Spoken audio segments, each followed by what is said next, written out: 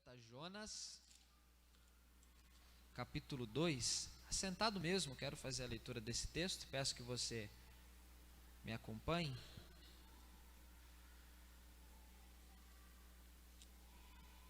Diz assim, ó: Dentro do peixe, Jonas orou ao Senhor, o seu Deus, e disse: Em meu desespero clamei ao Senhor, e ele me respondeu. Do ventre da morte gritei por socorro, e ouviste o meu clamor. Jogaste-me nas profundezas, no coração dos mares. Correntezas formavam um turbilhão ao meu redor. Todas as tuas ondas e vagas passaram sobre mim. Eu disse: fui expulso da tua presença, contudo olharei de novo para o seu santo templo. As águas agitadas me envolveram, o abismo me cercou, as algas marinhas se enrolaram em minha cabeça, afundei até chegar aos fundamentos dos montes, a terra embaixo, cujas trancas me aprisionaram para sempre. Mas tu trouxestes a minha vida de volta da sepultura, ó Senhor meu Deus. Quando a minha vida já se apagava, eu me lembrei de ti, Senhor, e a minha oração subiu a ti, ao teu santo templo. Aqueles que acreditam em ídolos inúteis desprezam a misericórdia, mas eu, com um cântico de gratidão, oferecerei sacrifício a ti. O que eu prometi, cumprirei totalmente. A salvação vem do Senhor. E o Senhor deu ordens ao peixe, e ele vomitou Jonas em terra firme. Amém? Que o Senhor possa falar ao seu coração. Esta é a palavra do Senhor, é poderosa, que o Espírito Santo possa nos abençoar nessa noite. Amém? Qual que é o seu local predileto de oração? Onde é que você gosta de orar? Em pé, quando está no ônibus, né? Geralmente quando você pega o ônibus para ir trabalhar é cheio, parece uma lata de sardinha, não tem nem assento. Você vai em pé segurando, orando, no trem, no metrô. Se tem varanda na sua casa, é na varanda, é no quarto silencioso, no monte, é na terça-feira na hora do culto. Qual é o seu local predileto de oração? Onde é que você gosta de ficar a sós e falar com Deus? São várias as opções. Eu mencionei algumas e há tantas outras, né? Há tantas outras. Quando a gente lê a Bíblia e quando a gente lê passagens que falam a respeito de oração, a gente percebe que os homens oraram em locais diversos e em situações diversas. Jesus orava no monte, acordava bem cedo, ainda estava escuro, de madrugada. Moisés subiu ao monte e ficou 40 dias falando com Deus e orando ao Senhor. Jesus orava no meio das estradas, quando encontrava um enfermo, um doente, um morto, e quando ele fazia ressurreições. Paulo orava na prisão, Paulo e Silas oravam na prisão, Atos 16. A Bíblia fala de momentos diversos. Há homens que oram gritando, há pessoas que oram balbuciando. O capítulo 1 ou 2 de Samuel fala disso. Ana apenas mexia os lábios e o sacerdote olhou para ela e disse: essa mulher está chapada de bebida, ela está bêbada, porque ela mexe a boca e não se ouve som algum. E Ana diz para ele: não, meu senhor, não estou bêbada, eu estou derramando a minha alma perante o Senhor. Jesus orou no jardim do Getsêmani, e os apóstolos, os discípulos dormiram, tiraram um cochilo e acordaram com a testa marcada. Eu lembro quando meu pai pastoreou a igreja do Jardim dos Camargos, Parque dos Camargos, bem no começo da igreja, isso foi no ano de 92 mais ou menos, eu acho. Os bancos da igreja eram bem simples, feito pelos próprios irmãos e não tinha encosto. E foram várias as vezes que eu caí daquele banco porque dormia no culto e não tinha encosto para escorar, ou então ajoelhava para orar, né, e o povo levantava e eu levantava meia hora depois com a testa marcada, criança, né, dormindo no culto.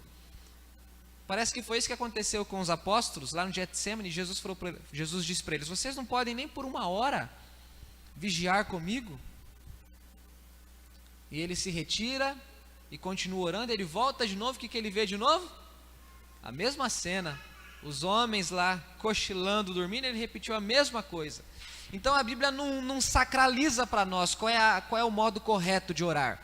A Bíblia não diz que se deve orar apenas com os olhos fechados, ou apenas com os olhos abertos, ou em pé, ou com voz forte, ou com voz fraca, ou balbuciando, ou gritando, ou deitado, ou no monte. Não! O que a Bíblia diz é que o homem que conhece a Deus deve orar. E Deus dá para nós essa chance de nos apegarmos ao melhor modo de oração que possa aparecer aos nossos olhos. Eu, por exemplo, vocês poucas vezes me verão orando de joelho. Sabe por que eu não oro de joelho? Principalmente de manhã? Porque senão eu durmo, igual quando era criança. No seminário a gente acordava às 6h15 da manhã, o primeiro sinal era 6h15, não sei se é assim ainda. E das 6h15 às 6h30 a gente tinha que se fazer higiene pessoal. Das 6h30 às 7 da manhã tinha devocional, oração. E o pastor colocava todo mundo de joelho, e eu nunca ajoelhava. Um dia ele me perguntou: meu filho, por que você não ajoelha? Eu falei: pastor, porque se eu ajoelhar eu durmo, eu não oro. Ele falou: então tá bom, então fica sentado mesmo. Porque orar 6h30 da manhã de joelho, eu sou honesto com vocês, eu vou dormir. Então eu prefiro orar andando, com o olho aberto, porque é o jeito que eu me encontrei, é o jeito em que eu me sinto melhor. Eu fico mais despertado. Se eu fecho o olho 6h30 da manhã, eu vou dormir, vai me dar sono, porque só tem meia hora que eu acordei. Então, como é que se ora? Se ora com o coração sincero, com o coração verdadeiro, mas é com o olho fechado, com o olho aberto, sentado em pé, você escolhe, é o seu jeito, desde que a oração seja sincera. E esse texto fala de oração, irmãos. Nós vimos a semana passada, o capítulo 1. Esse homem aqui é um profeta separado por Deus, e sendo profeta, a missão dele é pregar o evangelho, é anunciar o evangelho, é levar a palavra de Deus não apenas a Israel, mas em qualquer outro lugar que Deus o enviasse. E Deus diz para Jonas: Jonas, vá para Nínive, capital do reino da Assíria. E o profeta falou: não quero, Senhor. Tenho disposição para ir para Tarsis, mas não vou para Nínive. E nós dissemos que Jonas é um homem que sabia o que devia fazer, porém não fazia o que sabia. Era um camarada que tinha uma mente cindida. Tiago fala para nós não sermos pessoas de ânimo dobre, de pensamento duplicado. Jonas era assim, ele sabia o que fazer, mas não fazia o que sabia. E nós somos assim em diversas questões da nossa vida. Nós sabemos o que fazer, mas nem sempre fazemos o que sabemos. E as coisas foram de mal a pior para esse camarada. Ele foge de Deus. Na verdade, ele tinha a pretensão de fugir de Deus. Ele achou que ele conseguiria dar um perdido em Deus e que ele ia deixar Deus coçando a cabeça e falando: cadê o Jonas? Cadê o profeta? E Deus o achou, Deus sabia onde ele estava. E para resumir a história, ele foi jogado no mar, e quando ele foi jogado no mar, surgiu um grande peixe, versículo 17 do capítulo 1. O Senhor fez que surgisse um grande peixe, este engoliu Jonas, e ele ficou dentro do peixe 3 dias e 3 noites. E dentro do peixe, o que Jonas faz? Ora. Primeira lição que nós aprendemos com esse texto, nós vemos um profeta desesperado que vai a Deus em oração. O capítulo 2 revela um homem desesperado. No capítulo 1, quem é Jonas? Jonas é um homem determinado a fugir de Deus. Ele paga a passagem com o próprio dinheiro dele, vai para Nínive. Ele é um camarada ambicioso. Ambicioso para quê? Para enriquecer? Não, para seguir em frente com aquilo que ele queria para ele. O que ele queria para ele? Não ir para Nínive. No capítulo 2 não tem determinação alguma, parece que é outro cara, é outra pessoa, é outro personagem. Como que esse homem está no capítulo 2? Ele está desesperado. Não é para menos, não é? Eu acho que você não queria passar pela experiência que Daniel e Jonas passaram, né? Você não queria ficar na cova dos leões, e muito menos na barriga de um peixe, 3 dias e 3 noites. Eu não queria ter essa experiência estranha, bizarra. Olha o que ele diz, versículo 1: dentro do peixe Jonas orou ao Senhor o seu Deus e disse: em meu desespero clamei ao Senhor e ele me respondeu. Ele é um homem desesperado, um homem angustiado, perdido, aflito. Essa palavra desespero, irmãos, ela é uma palavra muito forte. Uma palavra equivalente seria angústia. E angústia tem sido nomeada por muitas pessoas, por muitos pensadores ao longo da história, como sendo um sentimento muito primitivo do ser humano. Angústia é um sentimento inato, é um sentimento que todo mundo conhece. É angústia, é desamparo, é desespero, é aflição, são coisas muito similares, muito parecidas. É mais do que tristeza, é mais do que medo, é mais do que receio, é desespero, é sentir-se perdido no meio da tristeza, no meio do receio, no meio do medo. É uma coisa maior do que a gente. É isso que Jonas está dizendo que ele sente. Ele diz: eu estava desesperado, e no meu desespero eu clamei ao Senhor. Então esse camarada desesperado, que anteriormente estava determinado, o que ele faz? Enquanto estava determinado, ele foge de Deus. Enquanto está desesperado, ele faz o contrário, ele volta-se para Deus. O Jonas determinado, para longe de Deus. O Jonas desesperado, vem para cá, Senhor. Quero ficar perto do Senhor. É um movimento contrário. E ele diz que clamou ao Senhor. Sempre que a Bíblia usa essa palavra clamor, ela tem um sentido não de uma oração modesta, e eu falo modesta em sentido de tonalidade da voz, em expressão corporal. Pelo contrário, quando a Bíblia fala de clamor, é uma coisa muito intensa. É como se a pessoa resgatasse dentro dela as maiores forças que ela possui dentro de si, para transformar isso em um pedido, em um clamor, em uma expressão a Deus. Não é aquela coisa que Ana fez. Tem a tendência de uma coisa que vem das entranhas, vem do mais profundo do coração. Apesar de que no texto de Ana, ela mesma diz que estava clamando a Deus. É isso que o homem está dizendo. Quando você encontra o seu filho no terceiro degrau de uma escada, quase para cair, como é que você grita para ele? Como é que você chama ele? Tem duas possibilidades, não tem? Ou você vai com um sapatinho de algodão para não assustar ele, não fazer ele cair, ou então você esgoela, não é? É um dos dois, não tem um terceiro caminho. Se você conhece o seu filho, se você sabe que se ouvir você gritando ele pode se assustar, você vai tentar ir devagarzinho. Mas é muito difícil fazer isso. A tendência é que você vira uma flecha. Você grita, você corre, você faz alguma coisa.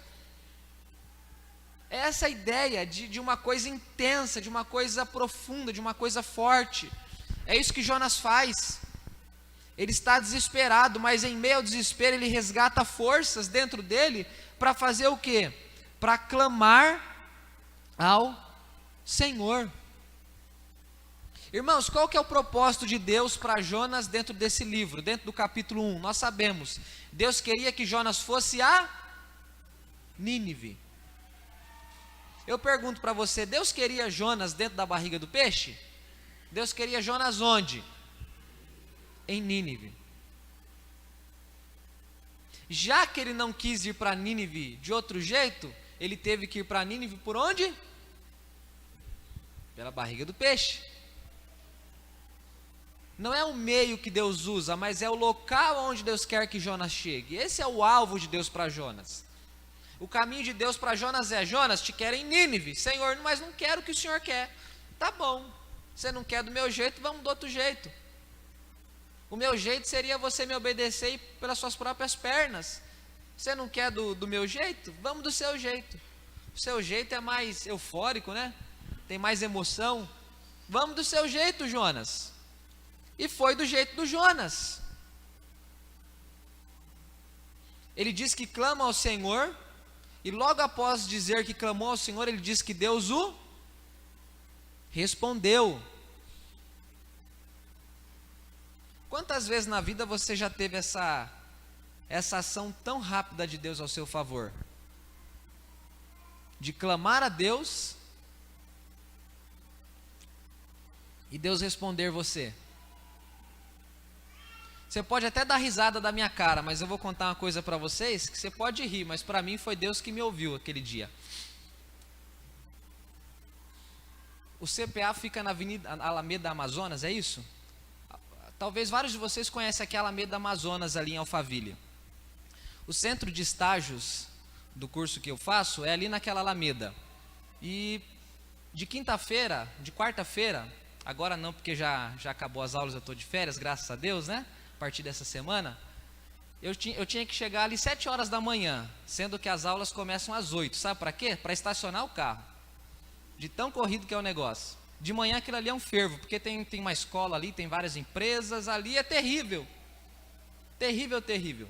No começo do ano eu cheguei a ser multado, o meu carro ficou acho que um meio metro para frente da calçada, da guia rebaixada. A hora que eu voltei estava a multa lá, eu falei, não tem jeito, o guarda não perdoou. Então o que eu fiz? Falei, vou chegar mais cedo na frente de todo mundo. E foi a semana passada ou retrasada, eu acordei atrasado, perdi o horário. Era para eu estar lá 7 horas, eu acordei 7 horas, acordei pilhado. Sabe quando você acorda atrasado, como você faz? Você faz tudo em 5 minutos, não é? Fui correndo, sabe o que eu falei para Deus? Na hora que eu abri o portão, eu falei, Deus, deixa a minha vaga separada. Porque eu tinha que chegar no estágio, preencher todos os papéis de finalização do estágio, a supervisora tinha que dar o aval dele, ou seja, era uma burocracia que ia durar umas 3, 4 horas. E é o que durou exatamente. Saí de lá aquele dia, meio-dia. Gente, eu cheguei naquele lugar, estava tudo cheio. Eu falei, não acredito, Senhor. Não vi uma vaga. O Celta é pequeno, cabe em qualquer lugar, né? Mas não tinha nem vaga para Celta. A hora que eu ia fazer a curva para dar outra volta procurando, saiu um carro. Eu falei, graças a Deus, obrigado. Você fala, pastor, que coisa mais besta. Besta para você, para mim foi Deus me ouvindo. Tenho certeza que foi Deus que me ouviu. Pastor, o senhor está espiritualizando. Eu não sou uma pessoa que espiritualiza nada, então não é espiritualização. Foi muito engraçado. A gente tem às vezes experiências muito simples, até bobas, né? Às vezes são tolas. Às vezes quando o tempo passa, a gente olha para trás e fala, não acredito que eu fiquei feliz com aquilo. Mas no momento é uma coisa que você precisa, uma coisa, não sei. É mais ou menos isso, gente. Jonas ora e ele termina de orar, o que acontece? Deus responde, pastor, mas ele ficou 3 dias e 3 noites no ventre do peixe, mas ele teve consciência de que Deus o responderia. É que o peixe precisava de 3 dias e 3 noites para deixar ele em Nínive. O caminho era longe. O Tarsis equivale à Espanha hoje em dia. E Nínive equivale à Síria. Lá na Arábia, naquele lado terrível ali do Oriente, é um caminho totalmente diverso. A semana passada eu brinquei com vocês. É como se Deus dissesse para Jonas, vai para Natal, no Rio Grande do Norte. E o Jonas falasse assim, não, vou lá para o Rio Grande do Sul. É mais ou menos isso. Deus manda ele para o norte, ele vai para o sul. Manda para o leste, ele vai para o oeste. Ele fez um caminho totalmente contrário. E quanto tempo demorou para ele voltar no caminho certo? 3 dias e 3 noites. Mas quando ele clama a Deus, ele sabe que Deus o respondeu. Por que Deus o respondeu, irmãos? Porque o propósito de Deus para Jonas não era puni-lo, mas era ensiná-lo. O que Deus queria ensinar para Jonas? Muitas coisas. Dentre elas a lição de que ele não poderia fugir de Deus como ele achava que podia fugir. Deus estava querendo ensinar para aquele camarada, menos, vai devagar aí. Você está achando que você pode muita coisa, você não está com essa bola toda. Você acha que pode fugir de mim, você não pode fugir de mim. Deus queria o arrependimento do profeta. Ele é um homem desesperado que vai a Deus em oração. Jonas viu-se frente a frente com a morte. Versículo 2, do ventre da morte gritei por socorro, e ouviste o meu clamor. Irmãos, esse é um texto muito curioso da Bíblia. Se você crê no que está escrito em Gênesis capítulo 1 e 2, você crê no que está escrito em Jonas. Se você não bota tanta fé no que está escrito em Gênesis 1 e 2, você não vai botar muita fé no que está aqui em Jonas. Por quê, pastor? Porque em Gênesis 1 e 2, o texto diz que Deus fez o mar, o texto diz que Deus fez todas as criaturas que vivem no mar. Em outras palavras, Deus fez tudo o que há no universo. Então, se você crê que Deus fez o peixe, fez o mar e fez tudo que está no universo, você pode crer que Deus manda um peixe para engolir um homem, e que o homem fica 3 dias dentro da barriga do peixe e ainda assim não morre e fica vivo, sai de lá vivo. Então, se você crê que Deus cria todas as coisas, você pode crer que Deus fez o que está escrito aqui. Isso aqui é uma coisa estranha. Como é que esse homem fica vivo dentro da barriga de um peixe? De onde é que vinha o oxigênio que ele respirava, gente? O que acontece com esse camarada? Não sei te falar. Não sei se tem explicação para isso. Eu acredito que não tenha. É uma ação sobrenatural de Deus, que preserva a vida de um homem dentro do peixe, dentro de um ser vivo, de um animal, dentro do mar, nas profundezas do mar.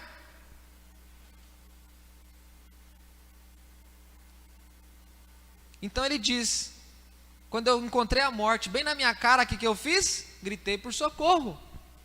Gritou a quem por socorro? Gritou a Deus, gritou ao Senhor. E ele diz: Deus me respondeu, Deus me ouviu.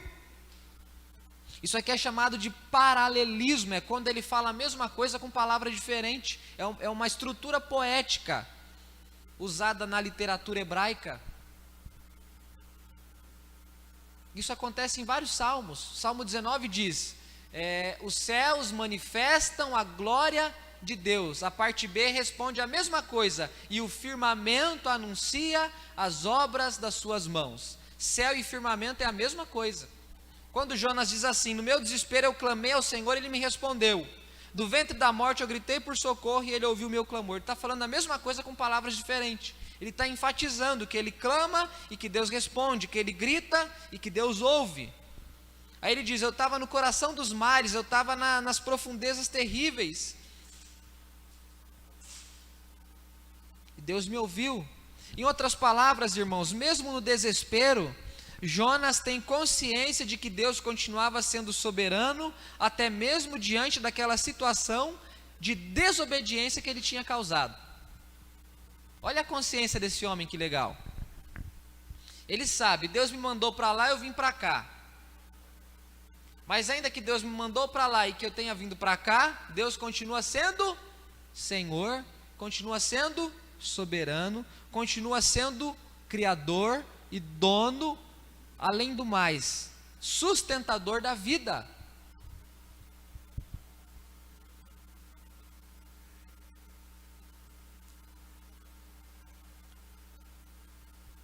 Versículo 5: as águas agitadas me envolveram, o abismo me cercou, as algas marinhas se enrolaram em minha cabeça. É uma linguagem poética, ele está descrevendo, ele está usando palavras para descrever quão terrível foi aquela experiência, como foi difícil passar por aquilo.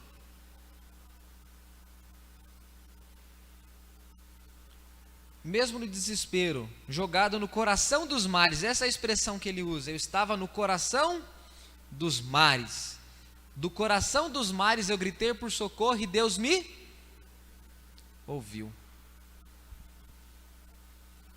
Sabe o que esse texto nos ensina, irmãos? Ele nos ensina lições preciosas. Talvez você esteja reeditando a história do profeta Jonas. Talvez o cenário mudou. Não é mais navio, não é mais peixe literalmente, não é mais Nínive literalmente, mas alguma coisa significa, alguma coisa tem o sentido de Nínive para você, alguma coisa tem o sentido de navio para você, que é aquilo que você entrou nele para poder fugir de Deus, e alguma coisa tem o sentido de um peixe te levando de volta para a vontade de Deus, no sentido de que você fugiu de coisas que você não deveria ter fugido. Lembra daquele ditado que tem gente que faz tempestade num copo d'água? Jonas arrumou um problema para ele, o mar estava calminho, gente, não tinha tempestade alguma, não tinha vento algum, não tinha nada que impedisse a vida daquele camarada. Parece que ele gosta de emoção. Ele falou: minha vida está muito pacata, está muito entediante. Está muito sonsa essa minha vida aqui, não estou gostando disso. Deixa eu teimar um pouquinho com Deus para o negócio ficar mais emocionante. Parece que é isso que esse cara pensa. A pergunta que você precisa fazer a você mesmo é: o que eu faço quando estou desesperado? Eu faço para você. O que você faz quando está desesperado? Quando você está angustiado, aflito, perdido, quando o que você sente é mais do que medo, é mais do que tristeza, o que você faz?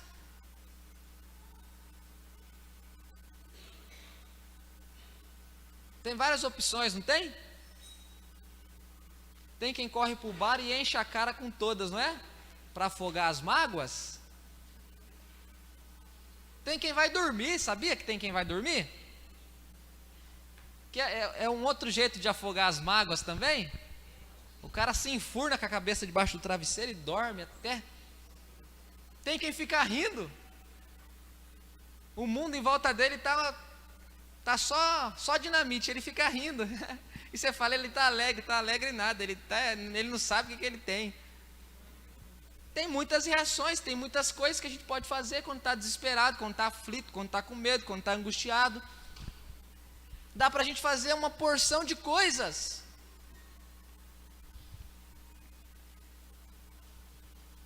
O que Jonas faz, gente, quando ele está desesperado? Ele faz o quê? Clama. A quem? Ao Senhor. A outra pergunta é: a primeira é: o que você faz quando está desesperado? A segunda é: quem você procura quando está desesperado?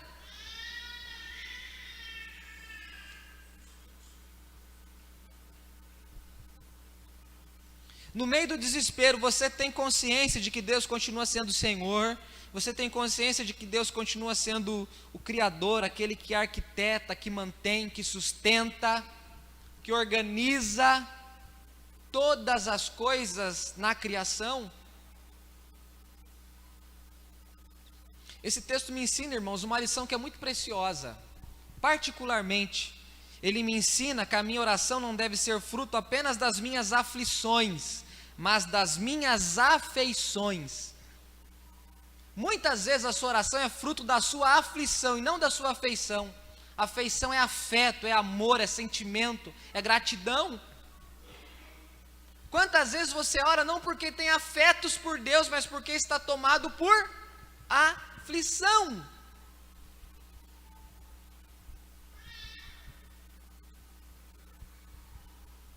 Pastor, então nós não devemos orar quando estamos aflitos? Pelo contrário, ore quando você estiver aflito.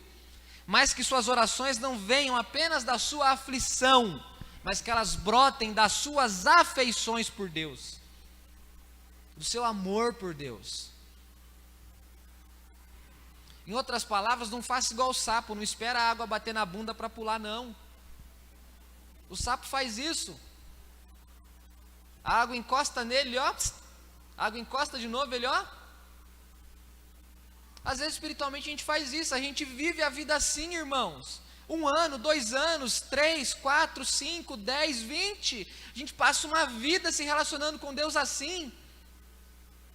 A coisa está caminhando, como foi falado aqui, dá para a gente viver sem Deus, então estou bem. O negócio começa a entornar para o seu lado, você fala: epa, está na hora de eu correr para a igreja, mas vai ter culto 7 vezes por semana, eu vou 8, não vou nem 7. Você fica crente, você fica... Então você não deve buscar a Deus quando as coisas estão difíceis? Não, busque sim, mas não espere as coisas ficarem difíceis para você buscar a Deus. O Jonas primeiro foi pelo caminho da desobediência para depois retornar, precisava desse caminho. É lógico que ele só aprendeu o que aprendeu porque ele andou por esse caminho, eu tenho consciência disso. São os nossos tombos que nos ensinam muitas vezes, sim. Mas quando a gente pensa na vida, quando a gente reflete na vida, quando a gente só vai reagindo, a gente não aprende nada. Esse camarada aqui ficou 3 dias e 3 noites dentro do ventre do peixe. Lá ele pensou na vida, lá ele clamou a Deus, lá Deus o ouviu. Ele gritou por socorro porque ele viu a morte na cara dele. Ele falou: não quero ir agora, quero ficar um tempinho mais por aqui, estou até com vontade de ir para Nínive. E Deus socorreu ele, ele saiu dali, Deus o tirou dali. No seu desespero, procure pessoas para você conversar, isso é muito bom, muito saudável, sim. Procure os profissionais da saúde mental, da saúde física, para você conversar, sim. Mas não se esqueça de se voltar para Deus. Não se esqueça de abrir o coração para Deus e dizer: Deus, olha o que eu estou sentindo, olha o que eu estou passando, olha o que está me deixando com os cabelos em pé, olha o que está me afligindo, olha o que está tirando o meu sono, olha o que está tirando a minha fome, olha o que está sugando a minha alegria. Não deixe de dizer para Deus, não deixe de se voltar para Deus, quando o desespero bater a sua porta. Mas não faça disso um padrão, não busque a Deus apenas quando o desespero bater na sua porta. Diga assim comigo: eu preciso orar quando estou aflito, mas não preciso esperar apenas a aflição para orar. Não fique esperando a aflição chegar para você orar, ora antes da aflição. Não espera ficar dentro da barriga do peixe para orar, ora do lado de fora mesmo. Depois nós temos um profeta convicto, que foi salvo por Deus. Gente, uma coisa é nós lermos esse texto aqui, deixa eu pensar aqui, deixa eu fazer as contas. Quase 3.000 anos depois do ocorrido, mais ou menos isso. Jonas viveu no século 7, no século 8 antes de Cristo, mais ou menos. Então são 8 séculos, vou colocar 8 séculos, 800 anos, mais 2017 anos. Em média 2.800 anos, esse texto está para trás da gente. Uma coisa é você ler o texto, você ler a história, quando a história já foi finalizada. Alguém já colocou o ponto final nela. Outra coisa é você estar nos fatos. Uma coisa é você, leitor, lendo o livro de Jonas. Outra coisa é você estar na pele do Jonas, dentro da barriga do peixe. É muito diferente. Completamente diferente.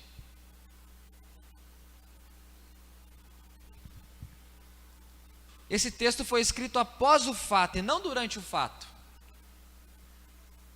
E depois que o fato se concretiza, depois que a experiência acaba, qual que é a certeza de Jonas? Versículo 6, a parte final do versículo 6. Mas tu trouxeste a minha vida de volta da sepultura, ó Senhor, meu Deus. Jonas tem convicção de que Deus foi quem o salvou. O finalzinho do versículo 9 diz: a salvação vem do Senhor. Gente, é lógico, esse cara não podia pensar outra coisa. Ele está dentro da barriga de um peixe, o peixe está dentro do mar, e o peixe nada até a superfície da praia e joga ele na areia da praia. Será que ele podia pensar que ele fez alguma coisa para o peixe jogar ele na praia? Não. Ele só tinha uma conclusão para pontuar: Deus me salvou.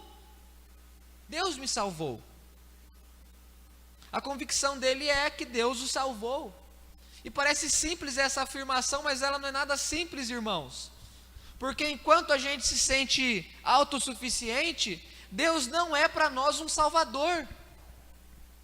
Enquanto a gente se sente potente, Deus não é para nós alguém poderoso. Enquanto a gente se sente capaz para alguma coisa, Deus não é para nós suficiente para fazer alguma coisa em nós ou através de nós. Ou seja, em outras palavras bem simples, enquanto você detém poder algum na sua mente, para você Deus não tem poder nenhum. Os salmos dizem: os que confiam no Senhor não ficarão decepcionados. A história do Sadraque, do Mesaque e do Abednego, lá em Daniel capítulo 4, se eu não estiver enganado, eles desafiaram a ordem do rei, e eles disseram para o rei: saiba de uma coisa, rei, nós sabemos que Deus tem poder para nos livrar do fogo, e se Deus quiser fazer isso, Ele vai fazer, e você não pode fazer nada para impedir Ele fazer. Mas se Ele não quiser fazer isso, o contrário vai acontecer, que é a nossa morte. Mas mesmo assim nós não vamos mudar de postura, não vamos adorar a imagem que o Senhor mandou erguer. E o que o rei ficou? Furioso, e falou o quê? Aqueça a fornalha 7 vezes mais. E jogaram Sadraque, Mesaque e Abednego. E os caras que jogaram os 3, morreram só com o calor da fornalha. Daniel 4, eu acho que está escrito esse texto. Aí o rei olhou lá dentro e falou: não foram 3 que a gente jogou lá dentro? Estou vendo 4, e o quarto é semelhante ao filho dos deuses, ele tem uma aparência diferente. Ele grita: Sadraque, Mesaque, Abednego, servos do Deus Altíssimo, Deus os livrou. E eles foram tirados da fornalha, e viu-se que não havia nenhum cabelo chamuscado, não tinha nem cheiro de pururuca, estavam inteiros. E o rei falou: rapaz, esse Deus é forte, você é potente mesmo. E ele escreve uma carta, um decreto, dizendo que ai de quem se voltasse contra o Deus de Sadraque, Mesaque e Abednego. Aí o finalzinho do texto diz: pois eles confiaram no Senhor seu Deus. E essas foram as palavras do Nabucodonosor. Ou seja, quem confia em Deus não fica decepcionado. Vou te dar mais um exemplo. Abraão confiou em Deus, Gênesis 22. Lá em Hebreus diz que ele creu contra a esperança. Deus disse para ele: sacrifique o seu filho a mim. E a promessa era que através daquele filho que Deus pedia para ser sacrificado, é que ele seria pai de uma grande nação. E Hebreus diz: contra a esperança ele creu. E o que Deus fez? Não toque no menino, eis ali o cordeiro.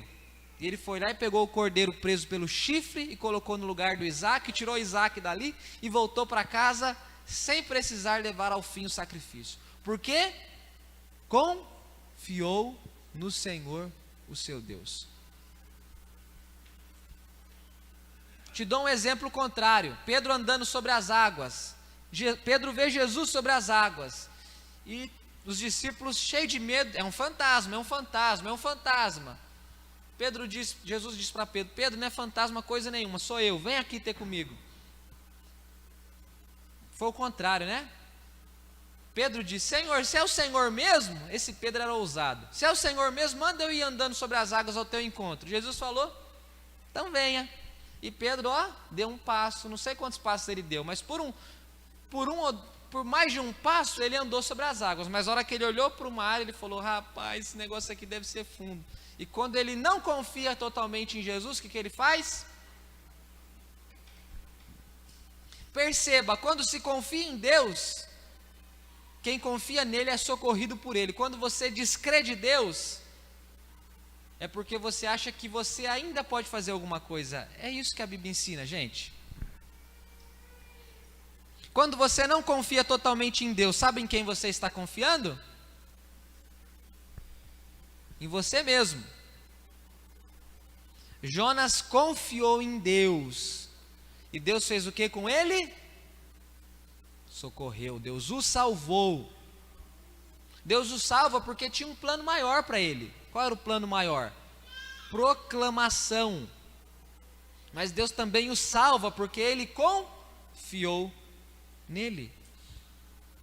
Então essa é a certeza do profeta: Deus me tirou da morte, Deus me trouxe de volta da sepultura.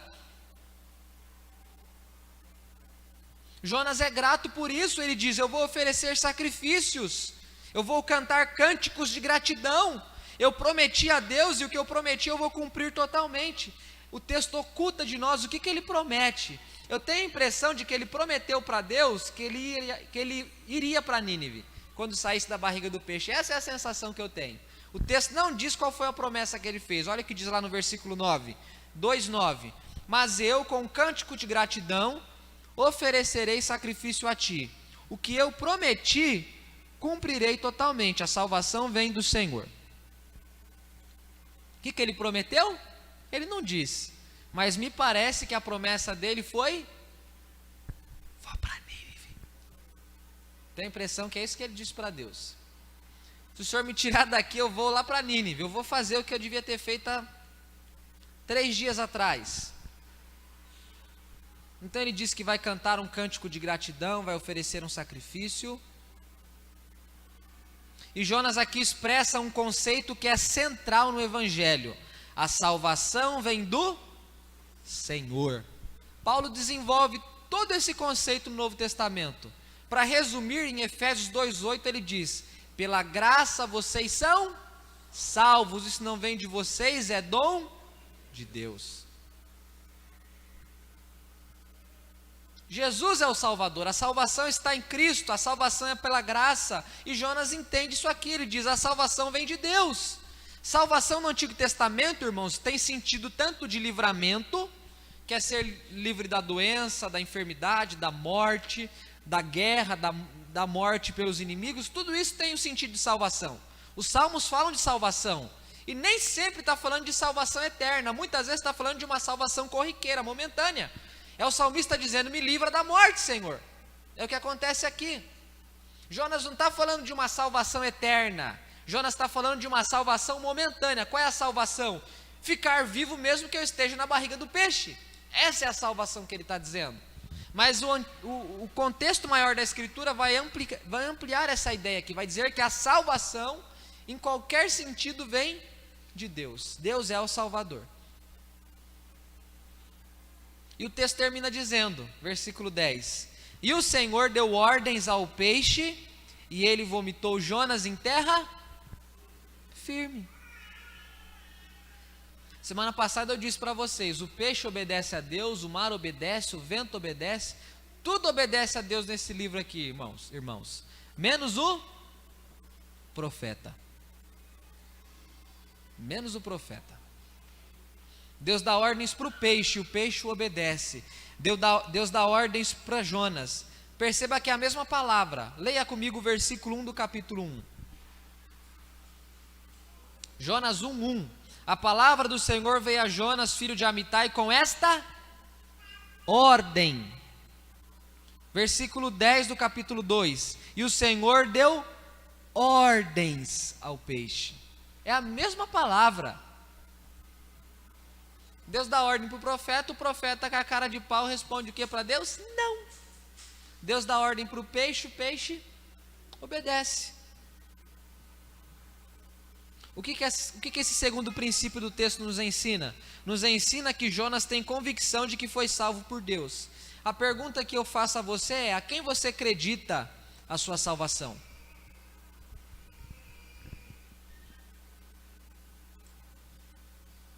Para você a salvação vem de onde? Vem de quem? De quem procede a salvação? Que salvação, pastor? A salvação eterna, os livramentos, as manifestações graciosas de Deus que preserva a sua vida, que guarda a sua vida, que te livra de coisas terríveis. A quem você acredita isso? Qual é a postura que você tem diante do Salvador? Qual que era a postura que Jonas disse que teria? Uma postura de gratidão. Ele cantaria louvores de gratidão a Deus e ofereceria sacrifícios, cumpriria aquilo que ele havia prometido.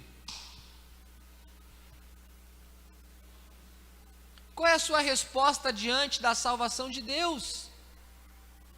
Qual é a postura que você assume perante Deus, que é o Salvador? Será que você não se parece com aqueles leprosos do Novo Testamento, que eram 10? E os 10 foram curados por Jesus, mas apenas um voltou para agradecer? Os outros 9, já estou limpo mesmo? Será que não é essa a postura que você tem tomado ao longo da vida cristã? Pastor, mas não tem nada que eu possa fazer para pagar a salvação. Você está certíssimo. Salvação não se paga, você não pode pagar. Mas você pode ter uma postura perante a salvação. E que postura que você está tomando? Você está se comprometendo com Deus? Você está sendo grato a Deus? você tem dito obrigado a Ele, você tem servido a Ele como uma expressão da sua gratidão? O que você está fazendo? Ou você é simplesmente um crente mal agradecido, que acha que Deus fez tudo o que tinha para fazer, eu não posso fazer nada mesmo, então?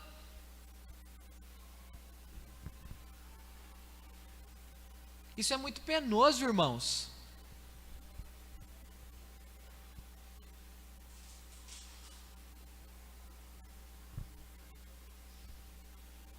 Qual a sua postura perante o Salvador? Após enxergar que Ele salvou você, após perceber que Ele tem salvado você, o que é que você tem dito para Ele?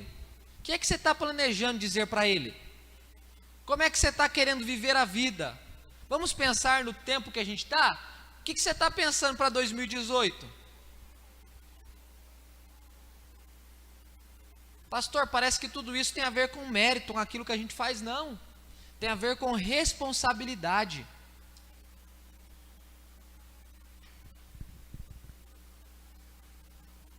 Que Deus possa receber do seu coração gratidão. Que o Senhor, que é Salvador, possa receber da sua vida sacrifícios sinceros. Sabe o que o salmista diz no Salmo 51? Sabe quais são os sacrifícios que Deus não despreza? Um coração contrito e quebrantado. Feche os seus olhos, vamos orar.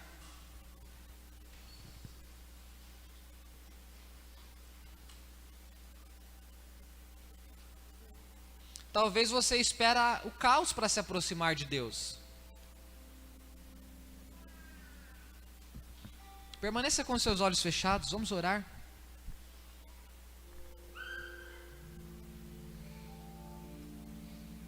O que você está esperando para se voltar para Deus em oração? Tem muita gente que espera a doença vir para depois correr no médico para fazer um check-up. Tem muita gente que vive a vida sem cuidar da saúde. E o dia que pensa que pode estar com algum problema de saúde, fica desesperado e quer tirar o atraso de 20 anos numa consulta só. Às vezes a gente faz isso espiritualmente.